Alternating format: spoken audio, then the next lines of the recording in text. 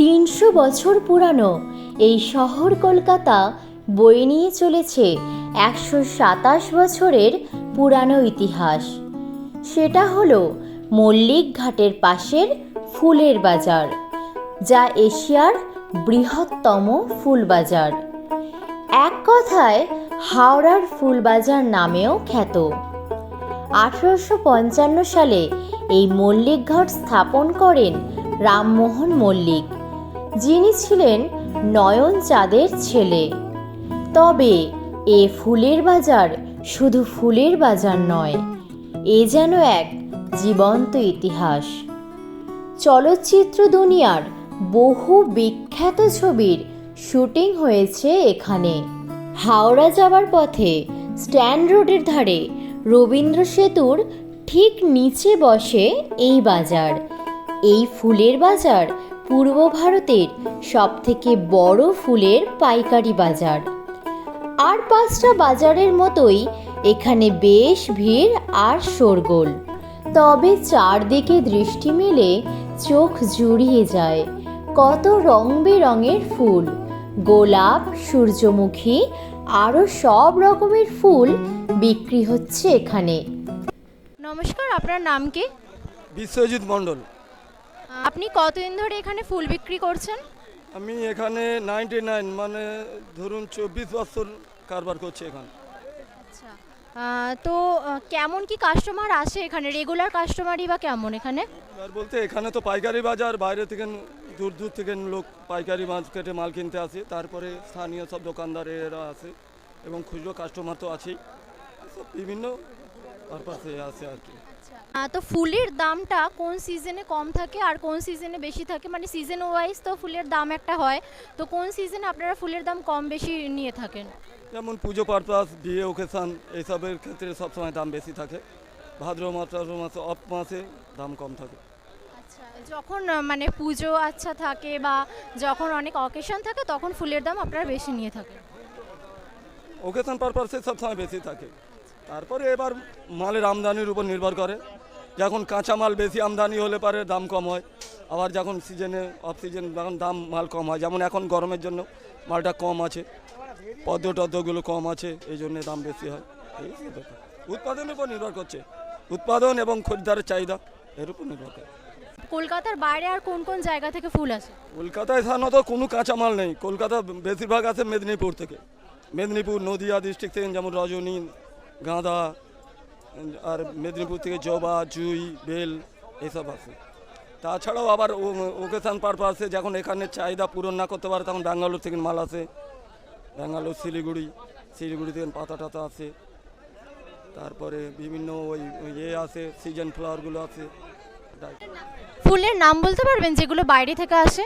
হ্যাঁ, gerbera, orchid, তারপরে আপনার এগুলো গ্যাডুলাস।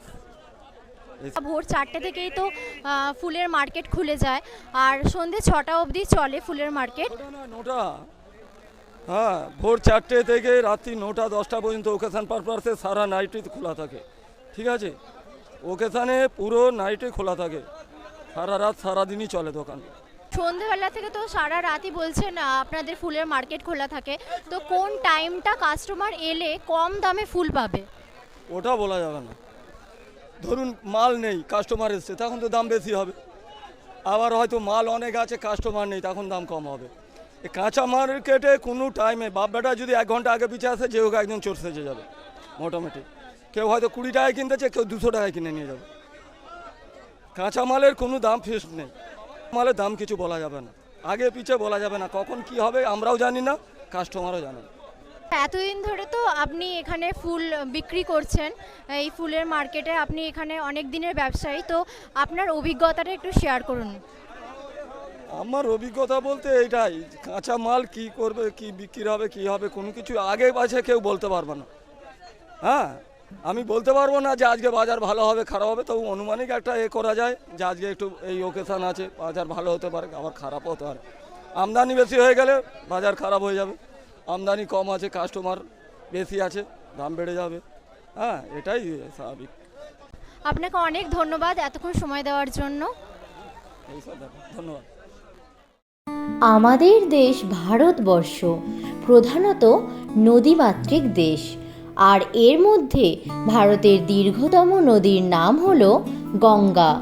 আর এই গঙ্গার ধারেই হাওড়া ব্রিজের নিচে অবস্থিত এশিয়ার সবচেয়ে পুরানো, ঐতিহ্যশালী এবং ঐতিহাসিক ফুলের বাজার মল্লিকঘাট ফুল বাজার।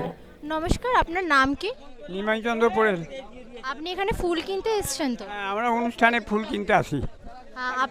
আপনি কি এখানকার রেগুলার কাস্টমার? না, রেগুলার কাস্টমার নয়, আমাদের অনুষ্ঠান হলে, কালী পুজো হলে, দুর্গা পুজো হলে এখানে ফুল নিয়ে যাই।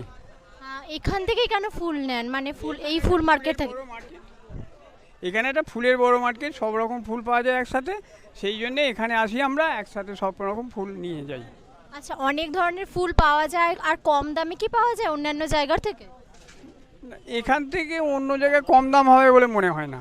না না, মানে অন্যান্য জায়গার থেকে এখানে কি কম দামে ফুল পাওয়া যায়? এখানেই কম দামে ফুল পাওয়া যায়। আচ্ছা, তো ফুলগুলো কতটা ফ্রেশ থাকে? আপনি তো আগেও ফুল কিনেছেন এখান থেকে, এখনো ফুল কিনতেই এসছেন, তো ফুলগুলো কতটা ফ্রেশ থাকে এখানে?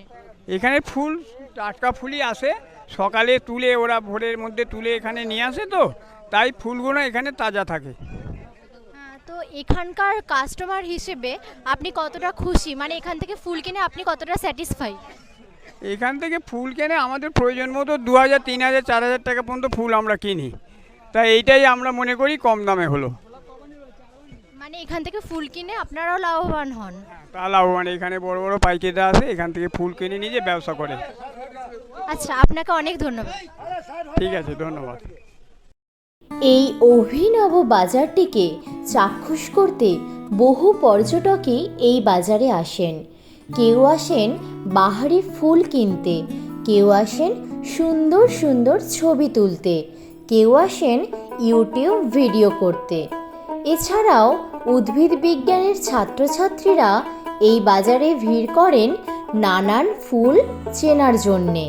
সূর্য ওঠার সাথে সাথেই হাজার হাজার পাইকারি ব্যবসায়ী এখানে কেজি কেজি রঙিন সুগন্ধি ফুল নিয়ে হাজির হন। আর এখানকার প্রতিটি ফুলই হলো টাটকা ও তরতাজা।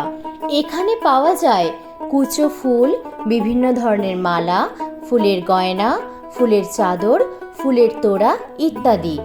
অর্ডার দিলে ফুলের নানা জিনিসও তৈরি করে দেন শিল্পীরা। ইউরোপ, আমেরিকা, মধ্যপ্রাচ্য দেশ বিদেশের বিভিন্ন স্থানে সারা বছর এখান থেকেই ফুল রপ্তানি হয়। দুর্গাপুজো, কালী পুজো, উৎসবের সময়ও কোটি কোটি টাকার ফুল এই বাজার থেকেই কেনা বেচা হয়। পুজো মণ্ডপ সাজানো থেকে শুরু করে মন্দির, মসজিদ, বিয়েবাড়ি, উৎসব অনুষ্ঠানের বাড়ি, হোটেল, রিসর্ট প্রভৃতি সাজাতেও বেশিরভাগ সময় এখান থেকেই ফুল কেনা হয়। অনেকেরই দাবি বিশ্বের যে কোনো ফুল বাজারের তুলনায় এখানকার ফুলের দাম অনেক সস্তা। এই মল্লিকঘাট ফুল বাজারের আরেকটি দিক হলো নদীর কাছে হওয়ার কারণে ফুলবাজারের মাটি খুবই কর্দমাক্ত, ভেজা কাদার মধ্যে পা ডুবে যায়। তবে এটা এখানকার একটা সাধারণ ব্যাপার। এই বিশালাকার ফুলের বাজারের ওপর জীবিকা নির্ভর করে কত মানুষের, তা আপনাকে বিস্মিত করতে পারে। অন্তত 2000 দোকান রয়েছে এই ফুল বাজারটিতে। বলা চলে হাওড়া ব্রিজের নিচে, রেলপথের ধারে, মল্লিকঘাটের আশেপাশে প্রতিদিন প্রায় 2000-এরও বেশি ফুল বিক্রেতা দেখা যায়। বাজারের চারিদিকে চোখ ফেরালেই হাজার রঙের দ্বন্দ্ব চোখে পড়বে। ফুলের গন্ধ নাকে না এলেও প্রতি মুহূর্তে টের পাবেন এর প্রাণ। প্রতিটি মোড়ে এই রঙিন গোলকধাঁধায় দর্শনীয় স্থান, গন্ধ এবং শব্দ থাকবে। সুতরাং আপনি ফুলের স্টলে গোলকধাঁধা অন্বেষণে ঘন্টার পর ঘন্টা ব্যয় করতেই পারেন।